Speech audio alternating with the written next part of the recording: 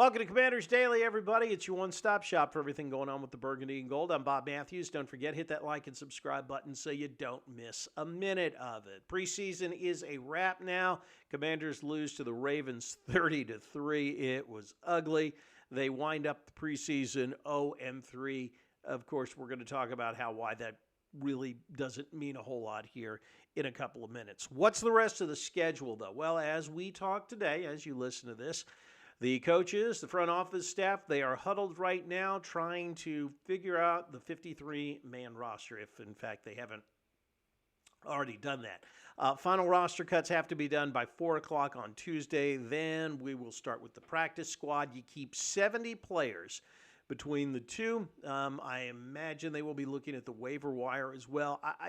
The 53 that we see tomorrow probably could very well have a couple of tweaks to it once, all the cuts are done throughout the league. But we'll have a pretty good idea of who made it and who didn't. The two guys I think that are maybe in the most trouble right now would be Luke McCaffrey and Sam Hartman. I'm wondering if Josh Johnson will beat Sam Hartman out for the number 3 quarterback job.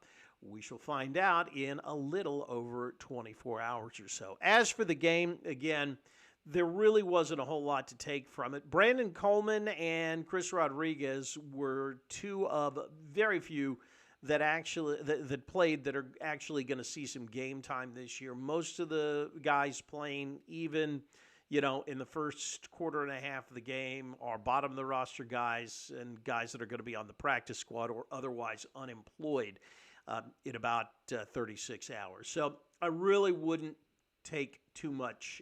Wouldn't read too much into it.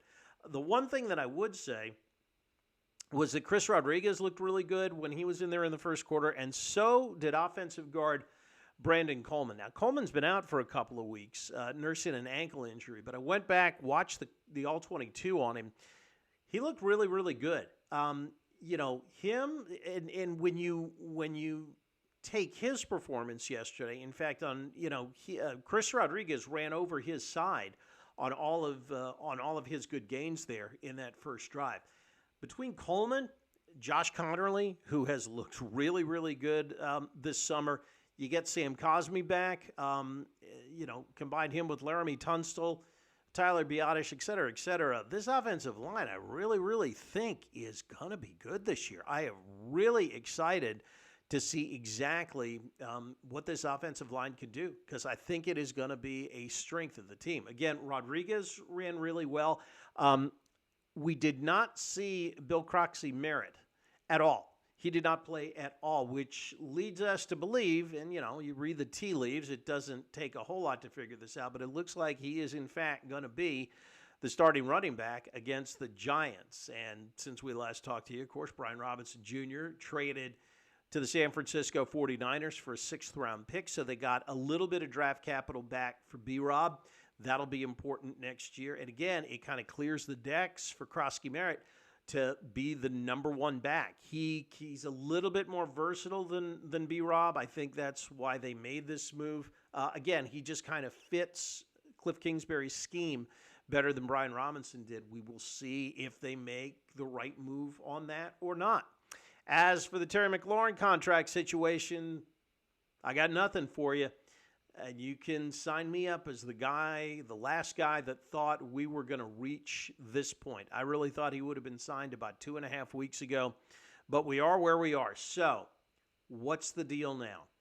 The next few days are going to be key if we want to see Terry week 1. And there's no guarantee that he is going to be the Terry McLaurin of last year after missing all this time. However, if they can come up with a deal of some sort here in the next, I'd say, 48 to 72 hours, get Terry on the field the end of the week, then it is more than conceivable that he would play week 1 against the Giants. If we get to this weekend and McLaurin is still unsigned, Terry's going to be missing time.